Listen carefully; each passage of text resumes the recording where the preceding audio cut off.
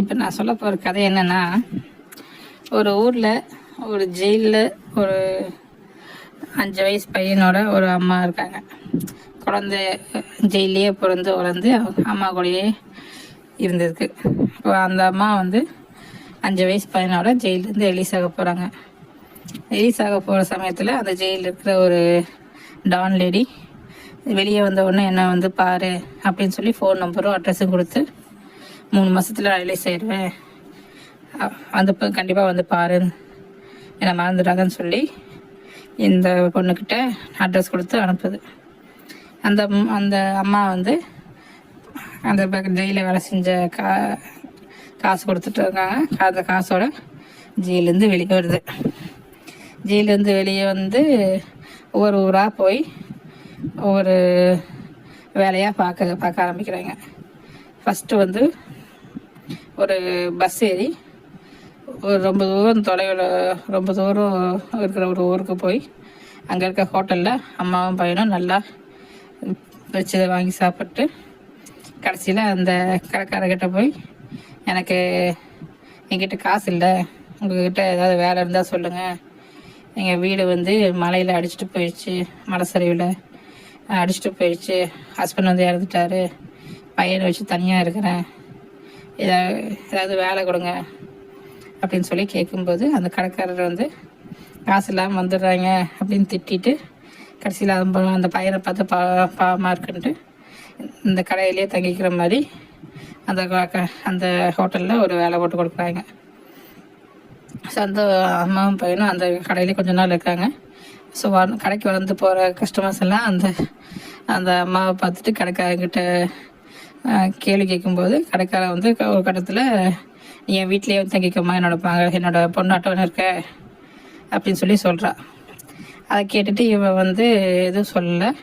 ஆனால் அடுத்த நாள் அந்த இடத்த விட்டு தப்பிச்சு போயிடுறாங்க. ஏன்னா அவளுக்கு எந்த ஒரு அட்டாச்மெண்ட்டும் தேவையில்லைங்கிற மாதிரி இருக்கிறான். ஸோ அடுத்து ஒரு ரப்பர் பிளான்டேஷனில் போய் வேலை செய்கிறாங்க. அங்கே ஒருத்தன் இவளை தொடர்ந்து ரொம்ப நாளாக நோட்டம் விட்டுட்டு இவளை கல்யாணம் பண்ணிக்கணும்னு கேட்குறான். அப்புறம் அங்கேருந்து தப்பிச்சு போயிடுறாங்க. அப்புறம் ஒரு கட்டட வேலை செய்கிற இடத்துல போய் அங்கே சித்தால வேலை செஞ்சிட்ருக்காங்க. பையன் வெளியே விளையாண்டுருக்கான். இந்த பொண்ணை பார்த்துட்டு ஒரு வண்டி ஓட்டுற ஒரு டிரைவர் என்ன ஞாபகம் இருக்கா, உன்னை அந்த ஊரில் அன்னைக்கு பார்த்துருக்கேன்ல, உன் பேர் என்ன சொன்னான்னு சொல்லி பேர் சேர்க்கும்போது, அவள் ஒரு நான் கிறிஸ்டின் ஃபேமிலியிலேருந்து வர மாதிரி என் ஹஸ்பண்ட் இறந்துட்டேன்,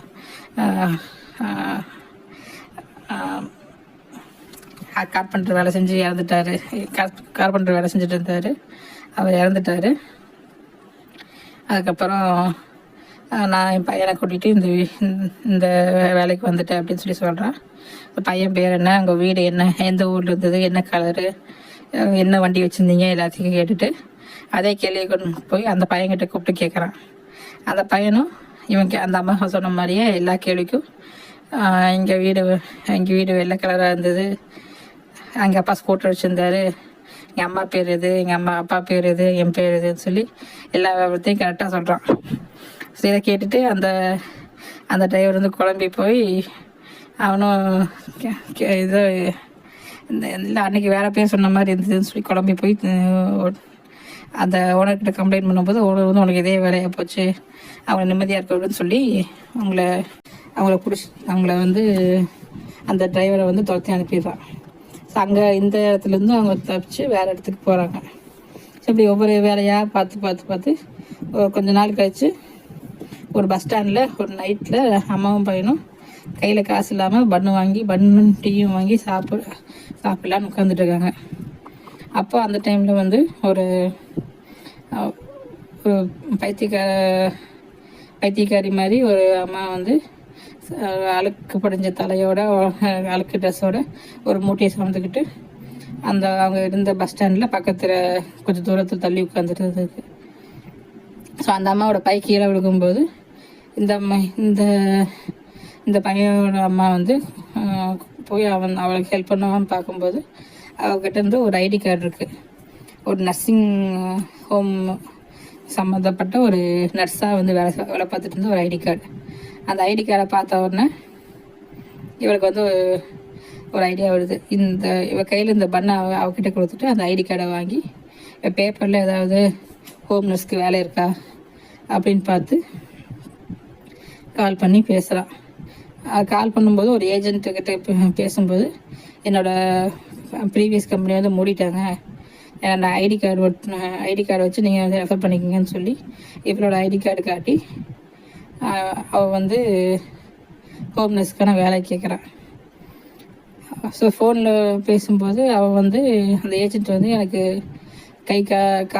ஆக்சிடெண்ட் ஆகி கை காலெல்லாம் கட்டுப்பட்டு படுத்து கிடக்குறேன், என்னால் கொஞ்சம் சீக்கிரம் வெளியே நடமாட முடியாது, எனக்கு வந்து தெரிஞ்ச ஒரு வீடு இருக்குது, ஒரு வயசான அம்மா மட்டும் தனியாக இருக்காங்க, அவங்கள வந்து போய் பார்த்துக்கணும், அந்த வீட்டுக்கு நான் அனுப்புகிறேன், என் பேரை சொல்லி நீ அந்த வீட்டில் போய் அந்த அம்மாவை பாரு அப்படின்னு சொல்லி அட்ரஸ் சொல்லி அனுப்புகிறாங்க. ஸோ இந்த அம்மாவும் பையனும் அந்த வீட்டுக்கு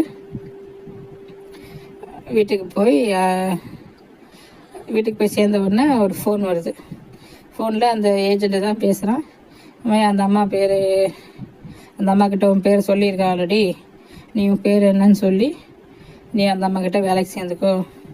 அந்த அம்மாவோட பசங்க வந்து பையன் வந்து வெளிநாட்டில் வேலையில் இருக்கிறான், அவன் வருஷத்துக்கு ஒரு தடவை வராதே அதிசயம்தான், அந்த அம்மா மோஸ்ட்லி தனியாக தான் இருக்கும், அதனால் வீட்டில் எல்லா வேலையும் செஞ்சு அந்த அம்மாவுக்கு தேவையானதெல்லாம் செஞ்சு பார்த்து கூட இருந்து ஹெல்ப் பண்ணி கொடு அப்படின்னு சொல்லி மாதம் சம்பளம் உன்னோட அக்கௌண்ட்டுக்கு போட்டுறேன் அப்படின்னு சொல்லி அக்கௌண்ட் டீட்டெயில்ஸ் எல்லாம் வாங்கிட்டு இதெல்லாம் வந்து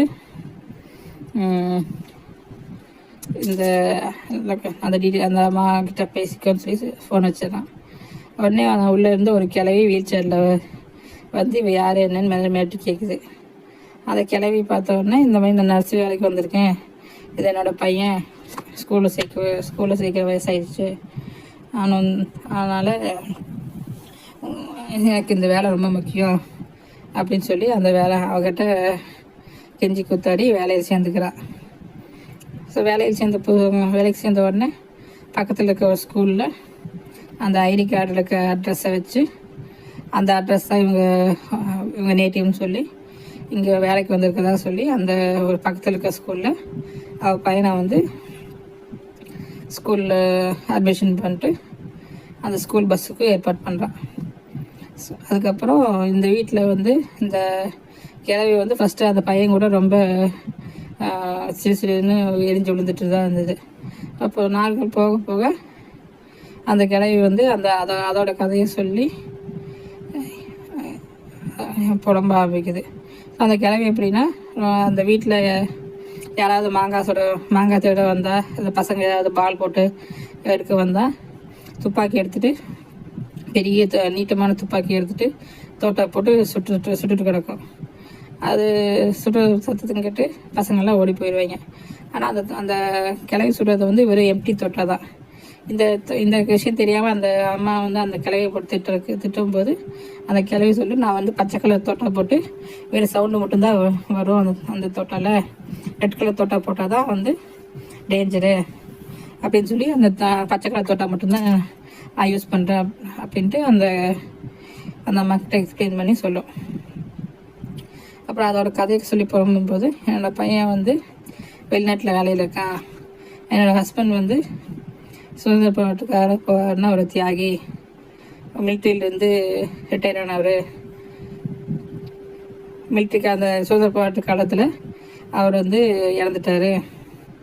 அதுக்கப்புறம் என் பையன் வந்து வெளிநாட்டுக்கு வேலைக்கு போயிட்டான். இப்போ 30 வருஷமாக நான் தனியாக தான் இருக்கிறேன். அவன் வந்து என்னை பார்த்து ரொம்ப ரேராக தான் வந்து பார்க்குறான்.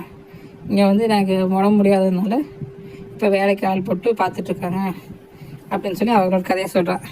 இப்போ உன்னோட கதை என்னன்னு கேட்கும்போது அந்த அம்மா சொல்கிறேன், என்னோடய ஹஸ்பண்ட் வந்து குடிச்சிட்டு ஒரு மலை கிராமத்தில் வாழ்ந்துட்டு இருந்தோம். அவன் வந்து குடிப்போதையில் என் பையனுக்காக சேர்த்து வச்சிருந்த பணத்தை திருடி கொண்டு போய் குடிச்சிட்டு வந்துட்டான். அதனால் கோபத்தில் அவனை வெட்டி கொன்று வீட்டுக்கு முன்னாடி புதைச்சிட்டேன். அதுக்கப்புறம் நான் ஒரு என் பையன் அப்பா எங்கன்னு கேட்கும்போது இல்லை தான் குழந்தை வயிற்றுல இருந்தபோது இந்த மாதிரி நான் வந்து கொண்டுட்டேன், அந்த விஷயம் வெளியே தெரியாமல் இருக்கிறதுக்காக வீட்டுக்கு பின்னாடி குழி தோண்டி புதைச்சிட்டேன். ஆனால் அது எப்படியோ பக்கத்தில் இருக்கவங்க பார்த்து போலீஸில் இன்ஃபார்ம் பண்ணிட்டாங்க. எனக்கு வந்து குழந்தை 9 மாத கர்ப்பிணியாக இருக்கும்போதே ஜெயிலுக்கு கூட்டிகிட்டு போயிட்டாங்க. என் ஜெயிலில் தான் இந்த குழந்தை பிறந்து வளர்ந்தான். 5 வருஷம் தண்டனை முடிச்சு இப்போது கொஞ்ச நாள் முன்னாடி தான் நான் ரிலீஸ் ஆகி வந்தேன். எனக்கு வேறு எங்கேயும் வேலை கிடைக்கல, இந்த வேலை தான் வந்து அமைஞ்சது. நான் வந்து தயவுசெய்து வேலையை விட்டு போக சொல்லாதீங்க அப்படின்னு சொல்லி கெஞ்சுறேன். அதை கேட்டுட்டு அந்த கிளவி பாவப்பட்டு, சரி நீ வந்து இங்கேயே இருந்துக்கோ, நான் எந்த ஒரு இதுவும் சொல்ல மாட்டேன், நீ நல்லவதா, உங்கள் பையனையும் எனக்கு ரொம்ப பிடிச்சி போச்சு, நான் இறந்ததுக்கப்புறமும் நீயும் பையனும் இந்த வீட்லேயே இருந்துக்குங்க, என் பையன் வருவார், அதை பற்றிலாம் கவலைப்படாதீங்க அப்படின்னு சொல்லி அந்த கிளவி வந்து ஆறுதல் சொல்லுது. அந்த கிளவிக்கு ஆஸ்துமா ப்ராப்ளம் இருக்கிறதுனால இன்ஹேலர் எல்லாம் யூஸ் பண்ணும். இதெல்லாம் தெரிஞ்சதுக்கப்புறம் அந்த பையனை ஸ்கூல் சேர்த்துறாங்க. ஸ்கூல் சேர்த்தி அந்த பையனுக்கு வந்து பின்னாடி வீட்டுக்கு பின்னாடி வந்து ஒரு ஆறு மாதிரி பழைய பாலடைஞ்ச ஒரு ரூட் இருக்குது. அந்த ஆற்று வழியாக போய் ஒரு காட்டு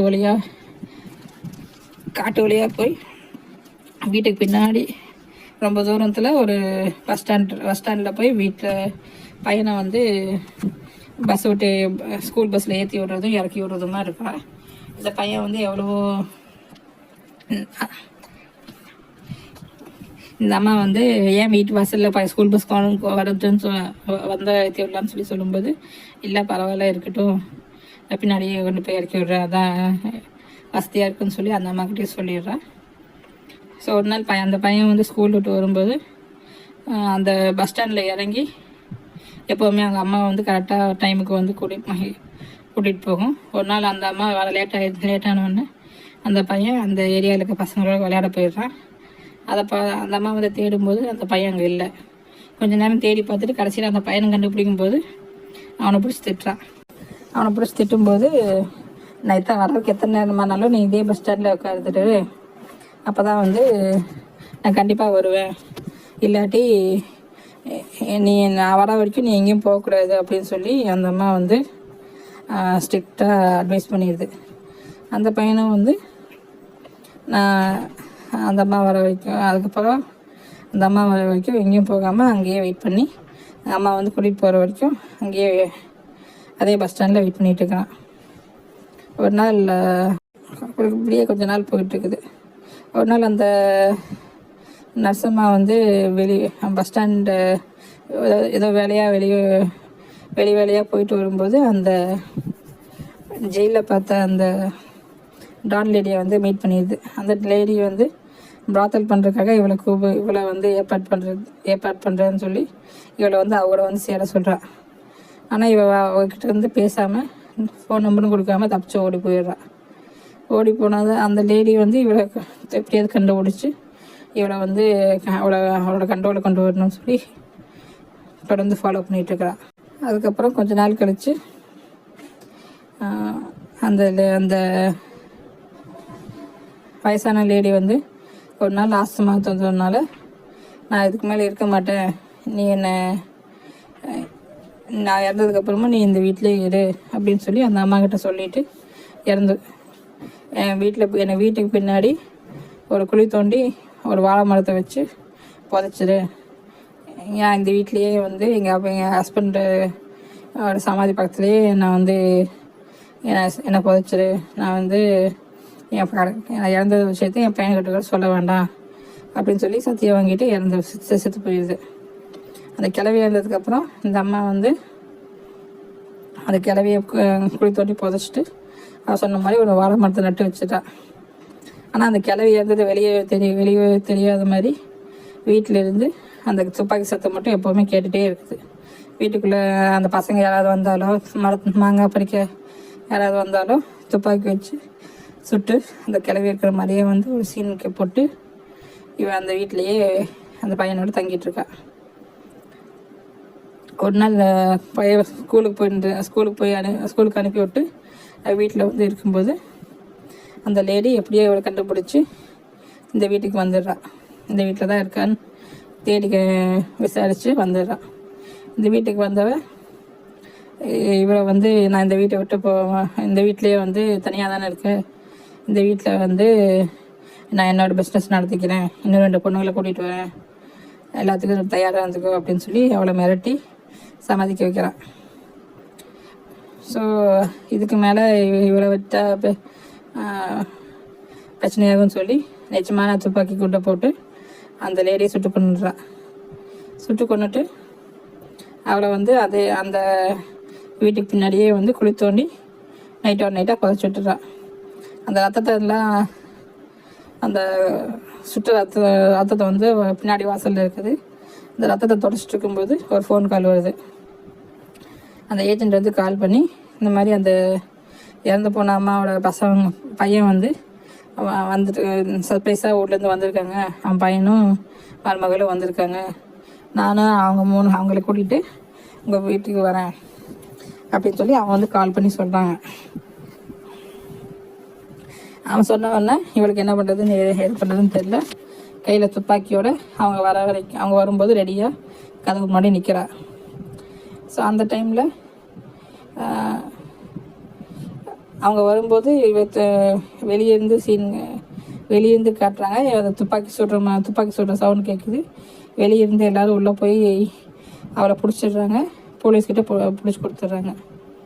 ஸோ இந்த மாதிரி வெளியே போலீஸ் அரெஸ்ட் பண்ணுற மாதிரி ஒரு சீன் காட்டுறாங்க.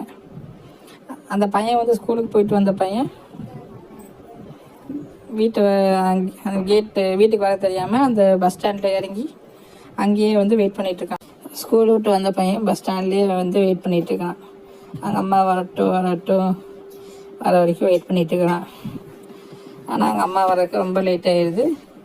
இங்கே பஸ் ஸ்டாண்ட்லேருந்து அந்த ஊருக்காங்கெல்லாம் அவனை பார்த்துட்டு போலீஸ் ஸ்டேஷனுக்கு கால் பண்ணி சொல்லிடுறாங்க.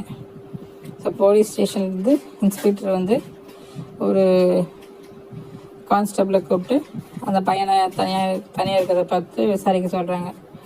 எந்த கான்ஸ்டபிளும் போய் விசாரிக்கும்போது அந்த பையன் வந்து வெறும் ஜட்டியோட ஸ்கூல் ட்ரெஸ்ஸு எதுவுமே இல்லாமல் தனியாக நிற்கிறான். அந்த ஊருக்காரங்கிட்ட விசாரிக்கும்போது நான் பார்த்தபோது பையன் வந்து ஸ்கூல் ட்ரெஸ் போட்டிருந்தான், அதனால தான் தனியாக இருந்தான், என்ன கேட்டு எந்த விஷயமும் சொல்லலை, எதுவும் பேசலை, அதனால தான் அவன் போலீஸ் ஸ்டேஷன் கால் பண்ணி சொன்னான் அப்படின்னு சொல்லி சொல்கிறாங்க. அதுக்கப்புறம் போலீஸ் ஸ்டேஷன் இவன் வந்து பையனை போலீஸ் ஸ்டேஷன் கூட்டிகிட்டு போயிடுறான். அங்கே கூட்டிகிட்டு போனதுக்கப்புறம் இன்ஸ்பெக்டர் வந்து அவன் பையன் எதுவும் பேச மாட்டேங்கிறான், பக்கத்தில் ஏதாவது விசாரித்து அவனை விட்டுட்டாராம, அவனை யார் போலீஸ் ஸ்டேஷன் கூட்டிகிட்டு வர சொன்னது, நீயே அவனை நைட் ஃபுல்லாக வச்சு பார்த்துக்கோ அப்படின்னு சொல்லி அந்த பையனை அந்த கான்ஸ்டபிளோடையே வீட்டுக்கு அனுப்பிடுறான். கான்ஸ்டபிள் போகிற போக்கில் இன்னொரு லேடி கான்ஸ்டபிளை கூட்டிகிட்டு போய் அவன் வீட்டில் அந்த பையனை வந்து தனியாக ஒரு ரூமில் தங்க வச்சுட்டு அவனும் அந்த லேடி கான்ஸ்டபிளும் தனியாக போய் பேசிகிட்டு இருந்திருக்காங்க. அந்த டைமில் வந்து பையன் வந்து தனியாக ரூமில் தூங்க முடியாமல் இவங்க என்ன பேசுகிறாங்க எது பேசுகிறாங்கன்னு கேட்டுட்டு இருந்திருக்கான். அதுக்கப்புறம் அடுத்த நாள் வந்து அந்த பையன் கான்ஸ்டபிள் வந்து அந்த பையனை இன்ஸ்பெக்டர் கிட்ட கூட்டிகிட்டு போகும்போது அவனை வந்து எங்கே அவன் அந்த கான்ஸ்டபிளோட ஒரு ஷர்ட்டை இந்த பையனுக்கு போட்டு கூட்டிகிட்டு போகிறாங்க. ஒரு டிஷர்ட்டை வந்து இந்த பையனுக்கு போட்டு கூட்டிகிட்டு போகிறாங்க ஹாஸ்டலில். அந்த இன்ஸ்பெக்டர் வந்து பையனை வந்து எங்கே கண்டுபிடிச்சியோ அங்கேயே போய் விசாரித்து அந்த பையனை வீட்டில் கொண்டு போய் விடுற வழி பாருன்னு சொல்லி அனுப்பி விட்றாங்க. ஸோ திரும்பி அடுத்த நாள் வந்து பார்க்கும்போது அந்த பஸ் ஸ்டாண்டுக்கு பின்னாடி ஒரு ஸ்கூல் பேக் கிடக்குது. அதில் வந்து நீட்டாக மடித்து வச்ச யூனிஃபார்ம் கிடைக்குது. ஸோ அந்த பையன் வந்து யூனிஃபார்ம் மடித்து வச்சு அவனே தான் வந்து அதை ஒழிச்சு வச்சுருக்கான். அவனை பற்றி டீட்டெயில்ஸ் வெளியே தெரியக்கூடாதுன்ட்டு ஏதோ திட்டுத்தனம் பண்ணுறான்னு சொல்லி இவனுக்கு புரிய வருது. உடனே என்ன பண்ணுறான், பையனை கொண்டு போய் பையனோட ஸ்கூல் ட்ரெஸ்ஸை வச்சு அவன் அந்த ஸ்கூலில் போய் விசாரிக்கலான்னு சொல்லி பையனை கொண்டு போய் ஸ்டேஷனில் விட்டுட்டு அந்த லேடி கான்ஸ்டபிள் பார்த்துக்க சொல்லிவிட்டு இவன் வந்து ஸ்கூலில் விசாரிக்கலான்னு சொல்லி போகிறான். ஸ்கூலில் போய் விசாரிக்கும்போது அந்த வீட்டு அந்த அந்த பொண்ணோட ஐடி பேர், அட்ரஸ்ஸு, அவங்களோட நேட்டிவ் அட்ரஸ்ஸு, இவங்க கரண்ட் அட்ரஸ் எல்லாம் கிடைக்குது. ஸோ அந்த நேட்டிவ் அட்ரஸில் விசாரிக்கும்போது அந்த லேடி அந்த அந்த மாதிரி அந்த அட்ரஸில் ஒரு ஆளே இல்லை. அந்த அந்த அட்ரஸில் இருந்த லேடியும் பையனும் வந்து ஊரை விட்டு போய் ரொம்ப நாள் ஆச்சு. அந்த பையன் வந்து ஒரு 2 வருஷத்துக்கு முன்னாடி இறந்துட்டான். அதுக்கப்புறம் அந்த அந்த லேடி வந்து நர்ஸு வைத்தியமாகி ஊர் ஃபுல்லாக சுற்றிட்டு இருக்குது அப்படின்னு சொல்லி அந்த ஊருக்காரங்க எல்லாம் சொல்லியிருக்காங்க. இதை வந்து தெரிஞ்சுக்கிட்டு இந்த பையன் இந்த கான்ஸ்டபிள் வந்து ஃபர்தராக அந்த அந்த நர்ஸு கொடுத்த அந்த கரண்ட் அட்ரஸில் போய் விசாரிக்கலாம். அங்கே போகும்போது தான் தெரியுது அந்த மாதிரி அந்த நர்ஸை வந்து அதை அங்கே தங்கி இந்த லேடியை வந்து கொலை பண்ணிவிட்டு வந்த ஏஜென்ட்டையும் கொலை பண்ண பார்த்துருக்கா. அதனால் வந்து போலீஸ் வந்து அவளை அரெஸ்ட் பண்ணி அவளை ஜெயிலுக்கு கூட்டிகிட்டு போயிட்டாங்க அப்படின்னு சொல்லி அந்த கான்ஸ்டபிளுக்கு தெரிய வருது. அந்த கான்ஸ்டபிள் வந்து இதை தெரிஞ்சுக்கிட்டு திரும்பி வந்து பார்க்கும்போது இந்த பையன் ஆல்ரெடி அந்த ஸ்டேஷன்லேருந்து தப்பிச்சு போயிருந்தான். அந்த பையனை வந்து அந்த லேடி கான்ஸ்டபிள் தொலைச்சிட்டான்னு சொல்லி அவன் மேலே பிளாக் ரிமார்க் ஆகி அவள் வந்து இந்த கான்ஸ்டபிள் மேலே வெறுப்பாகி இவனோட லவ்வை வந்து நிராகரிச்சுட்டு போயிடுறான். ஸோ இவனோட லவ்வை வந்து அந்த பையன் கெடுத்து விட்டான்னு நினச்சிட்டு இவன் வந்து அந்த பையன் மேலே ரொம்ப வெளியில் இருக்கான் இந்த கான்ஸ்டபிள். ஸோ கொஞ்சம் இந்த கான்ஸ்டபிள் வந்து ஆல்ரெடி எஸ்ஐக்கு எக்ஸாம் எழுதி எஸ்ஐஎக்ஸ் ப்ரொமோஷனுக்காக வெயிட் பண்ணிகிட்டு இருக்கிற ஒருத்தன். ஸோ இந்த பையன் வந்து 5 வயசு இருக்கும்போது அந்த ஸ்டேஷன்லேருந்து தப்பிச்சு போயிடுறான். அவன் தப்பிச்சு போகும்போது ஒரு ஸ்டேஷனுக்கு பின்னாடி நிற்கிற ஒரு லாரியில் ஏறி தப்பிச்சு போகிறான். அதே லாரியில் ஸ்டேஷனில் இன்னொருத்தனும் வந்து இன்னொரு திருடனும் வந்து ஏறுறான். அந்த திருட வந்து அது லாரிக்காரனோட ஃப்ரெண்டு போல் இருக்குது. ஸோ 2 பேரும் அவனை ஏற்றுறதுக்காக தான் அந்த லாரிக்காரன் வந்திருக்கான். ஸோ லாரிக்காரன் வந்து போகிற வழியில் அந்த ஒரு கர்நாடகா கேரளா பார்டரில் இருக்கிற ஒரு டவுனில் அந்த திருடனை இறக்கி விட போகிறான். அவனை இறக்கி விட போகும்போது அந்த திருடன் இறங்கும்போது அதே டைமில் இந்த பையனையும் பார்த்து அந்த பையனையும் வந்து அந்த டிரைவர் இறக்கி விட்டு போயிடுறான். ஸோ இந்த பையனுக்கு பையன் எதுவுமே பேசாமல் இருக்கிறதுனால அவன் எங்கே போகிறதுன்னு தெரியாமல் இருக்காருன்ட்டு அந்த திருடன் பாவம் பார்த்து இவனை வந்து அவன் கூடயே கூட்டிகிட்டு போயிடுறான். அவனோட ஊர்லேயே கூட்டிகிட்டு போய் அவன் இருக்கிற அவன் இதுலேயே வந்து அவன் இருக்கிற வீட்லேயே வந்து இந்த பையனையும் கூட்டிகிட்டு போய் வச்சு வளர்க்குறான். அந்த பையன் வந்து அவங்க அம்மாவை பற்றி அவங்க எதுவுமே அவனுக்கு அடையாளம் சொல்ல தெரியல. அவங்க அம்மா பேர் என்னன்னு கேட்டாலும் அவனுக்கு ஒழுங்காக சொல்ல தெரியல. அவனுக்கு வந்து தலையில் நிறைய பேர் வந்து வந்துட்டு போகுது. அவன் உண்மையான பேர்னு அவனுக்கு சொல்ல தெரியல. எந்த ஊருன்னு சொல்ல தெரியல. ஸோ எப்படியாவது அந்த ஊரில் வந்து கண்டுபிடிச்சிடலான்னு சொல்லி இந்த திருடன் வந்து அவனுக்கு வாக்கு கொடுக்குறான். அப்புறம் வந்து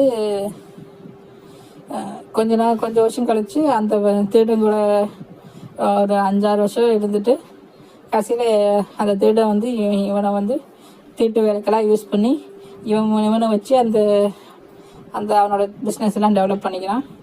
ஒரு 5-6 வருஷம் கழித்து இவன் வந்து அந்த திருடனை விட்டு போகணுன்னு சொல்லி அவன் வந்து குடிச்சிட்டு மயக்கத்திலே கிடக்குறான். இவனோட அம்மாவை கண்டுபிடிக்கிறான்னு சொல்லி ஏமாற்றிட்டே இருக்கான்னு சொல்லி இந்த பையனுக்கு சந்தேகம் வந்து அந்த பையனை அந்த திருடங்கிட்ட விட்டுட்டு அவன் தான் இவனை வந்து இவ்வளோ வருஷம் வளர்த்திட்டு இருந்திருக்கான்.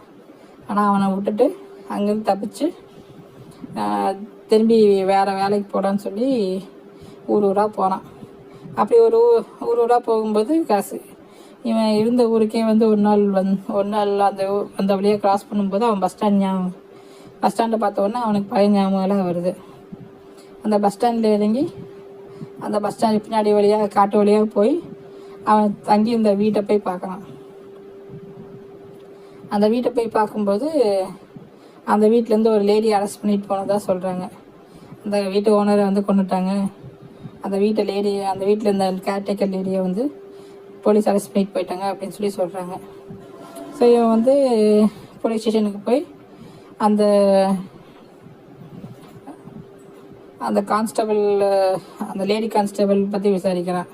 ஏன்னா அவங்க தான் வந்து இவரை வந்து அந்த ஸ்டேஷனில் இருக்கும்போது கூட விளையாடி பார்த்துக்கிட்டா. அவள் வந்து அப்போவே வந்து வேலையை விட்டு போயிட்டா. அந்த இவன் தொலைச்ச கேஸில் வந்து அவள் தான் வந்து மெயின் குற்றவாளின்னு சொல்லி அவளை வந்து வேலையை விட்டு தூக்கிட்டாங்க. அவதான் அப்போ வந்து அந்த இவனை கண்டுபிடிச்ச கான்ஸ்டபிள் வந்து எஸ்ஐயாக இருக்கான், அவனை போய் பாருன்னு சொல்லி அவங்ககிட்ட அனுப்பி வைக்கிறாங்க. ஸோ சீனியர் கான்ஸ்டபிள் வந்து ஃபஸ்ட்டு இவனை பார்த்துட்டு அந்த எஸ்ஐ கிட்ட அனுப்பி வைக்கிறான். அந்த எஸ்ஐ கிட்ட போனால் அந்த எஸ்ஐ வந்து இவனை பார்த்த உடனே யாருன்னு கேட்கும்போது நான் தான் உங்கள் ஸ்டேஷன்லேருந்து தொலைஞ்சு போன பையன், எங்கள் அம்மாவை கண்டுபிடிக்கிற நீங்கள் தான் ஹெல்ப் பண்ணணும்னு சொல்லி அவனோட டீட்டெயில்ஸ் எல்லாம் சொல்கிறான். ஸோ அந்த அந்த கான்ஸ்டபிள் வந்து முன்னாடி விசாரிக்கும்போது அந்த வீட்டிலேருந்து அந்த அரெஸ்ட் பண்ண லேடி வந்து ஒரு பைத்தியக்கார நிலமையில் இருந்திருக்கு, அந்த வீட்டில் வேறு எந்த பையனும் இருந்திருக்கான அறிகுறி எதுவும் இல்லை அப்படின்னு சொல்லி அந்த லேடி அரெஸ்ட் பண்ண போலீஸ்காரங்க சொல்கிறாங்க. அதனால் அந்த கான்ஸ்டபிள் என்ன பண்ணியிருக்கான், அந்த லேடி அதனால் அந்த கேஸை வந்து ஃபாலோ பண்ணிட்டு இருந்திருக்கான். ஸோ இந்த பையன் போய் கேட்கும்போது நான் உனக்கு ஹெல்ப் பண்ணுறேன், உங்கள் அம்மா கண்டுபிடிக்கிறதுக்கு நான் ஹெல்ப் பண்ணுறேன், நீ கொஞ்ச நாள் நீ என்னை விட்டுட்டு போனதுக்கு நீங்கள் என்னை வந்து விக்கெட்டில் மாட்டி விட்டு தப்பிச்சு போனதுக்கு நான் வந்து உன்னை பனிஷ் பண்ண போகிறேன், உன்னை வந்து எப்படி இருந்தாலும் உன்னை வந்து அவ்வளோ சீக்கிரமாக விட மாட்டேன் அப்படின்னு சொல்லி இவன் வந்து பயமுறுத்துறான். உடனே அந்த சீனியர் கான்ஸ்டபிள் ஒருத்தன் இவன் நிலைமை பார்த்துட்டு, நீ இந்த ஸ்டேஷனில் இருக்கிறத விட உங்கள் அம்மா அரெஸ்ட் பண்ண அந்த ஸ்டேஷனில் போய் விசாரி, அப்போ தான் வந்து உங்கள் அம்மாவை பற்றி கரெக்டான டீட்டெயில்ஸ் கிடைக்கும் அப்படின்னு சொல்லி இந்த இங்கேருந்து காப்பாற்றி அவங்க அந்த ஸ்டேஷனுக்கு அனுப்பி விடுறான். அந்த ஸ்டேஷனுக்கு போய் விசாரிக்கும்போது அந்த ஸ்டேஷனில் இருந்த கான்ஸ்டபிள்ஸ் வந்து அதுமாதிரி அந்த லேடி வந்து ரொம்ப வைலண்ட்டாக பிஹேவ் பண்ணதாகவும் அரெஸ்ட் பண்ணும்போது அவளை வந்து ஒரு மென்டல் ஹெல்த் இன்ஸ்டியூட்டில் அட்மிட் பண்ணி அங்கேருந்து அங்கே வந்து 2.5 வருஷம் 5 வருஷம் அந்த இன்ஸ்டியூட்டில் வச்சு அந்த இன்ஸ்டியூட்டில் வச்சு ட்ரீட்மெண்ட் பண்ணதாகவும் ஒரு 2 வருஷத்துக்கு முன்னாடி அந்த நர்ஸோட அண்ணன் சொல்லி ஒருத்தர் வந்து ட்ரீட்மெண்ட் குணமானவொடனே அந்த நர்ஸை வந்து கூட்டிகிட்டு போனதாகவும் அந்த ஸ்டேஷன்லேருந்து சொல்கிறாங்க. கூட்டிகிட்டு போனது யாருன்னு கேட்கும்போது அந்த பவித்ரன்னு சொல்லி இவன் யார்கிட்ட தப்பிச்சு போனாலும் அந்த கான்ஸ்டபிள் தான் வந்து அந்த நர்ஸை வந்து இந்த பையனுக்காக கூட்டிகிட்டு போய் அடைச்சி வச்சுருக்கான். அவள் எங்கே இருக்காங்கிற விஷயம் இந்த கான்ஸ்டபிளுக்கு இப்போ எஸ்ஐயாக இருக்கிற அந்த கான்ஸ்டபிளுக்கு தான் தெரியும் அப்படின்னு சொல்லி அனுப்பி வைக்கிறாங்க. வேறு வழி இல்லாமல் திரும்பி அந்த எஸ்ஐக்கிட்டேயே வந்து எங்கள் அம்மாவை எப்படியாவது காட்டுங்க, ஹெல்ப் பண்ணுங்க அப்படின்னு சொல்லி கேட்குறான். அந்த அம்மா நீ வந்து 5 வயசுலேயே விவரம் தெரியாத வயசுலேயே இங்கே இந்த ஸ்டேஷனுக்கு தப்பிச்சு போனோம் தானே, இப்போவும் இப்போ எது திரும்பி வந்திருக்க, நீ வேணால் போயிட்டு இன்னும் ஒரு 10 வருஷம் கழிச்சு வா, அப்போவும் உங்கள் அம்மா வேணும்னா திரும்பி வந்து பாரு அப்படின்னு சொல்லி அனுப்பி வைக்கிறான்.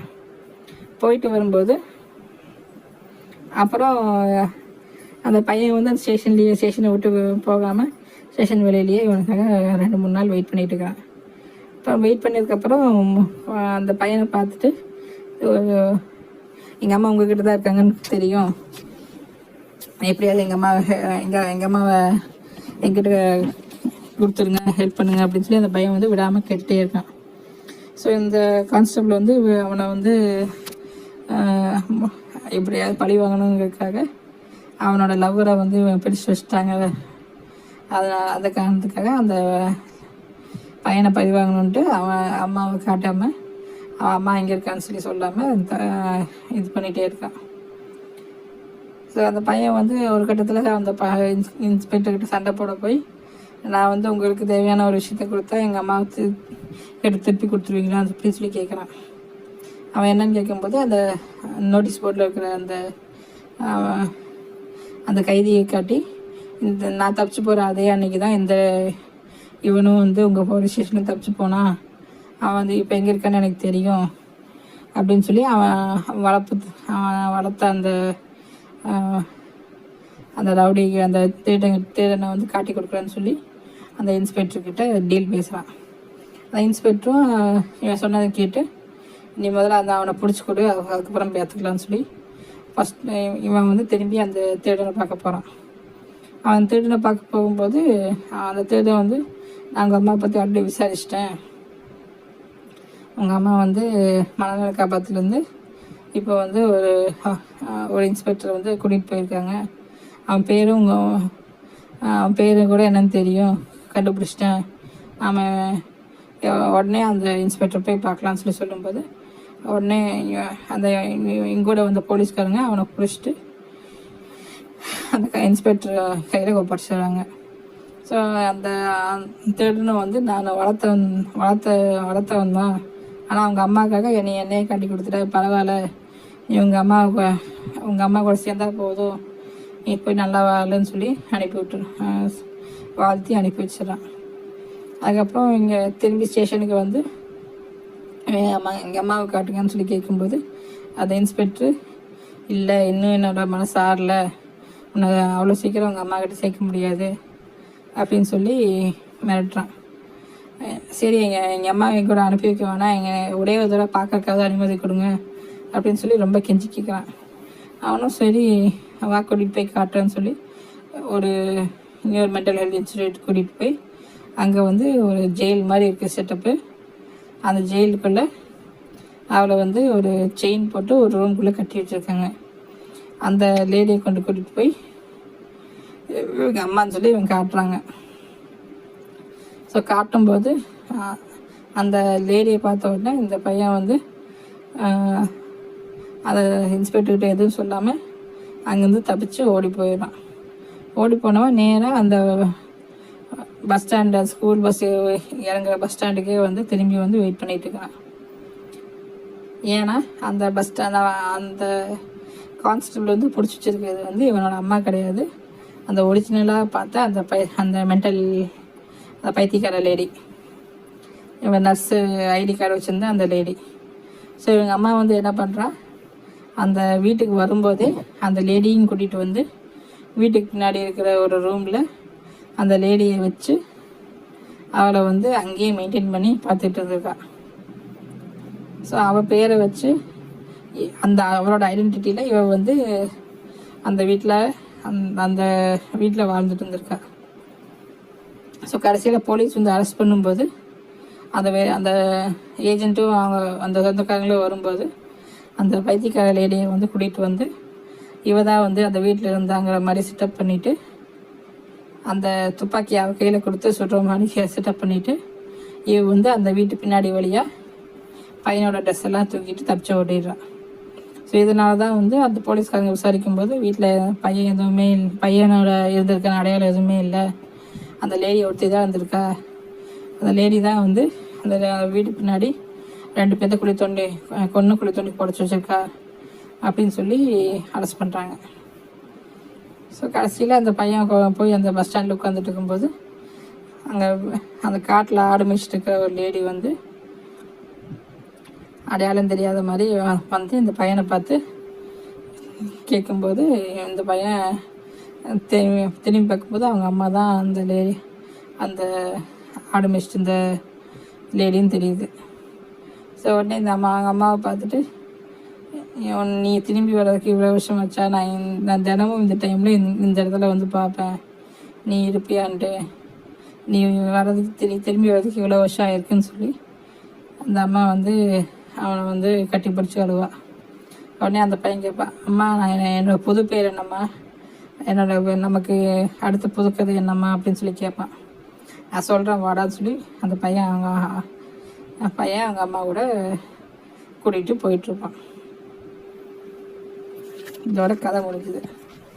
ஸோ இந்த படத்தோட இந்த கதையோட படத்தோட பேர் பாலந்தி பாய்.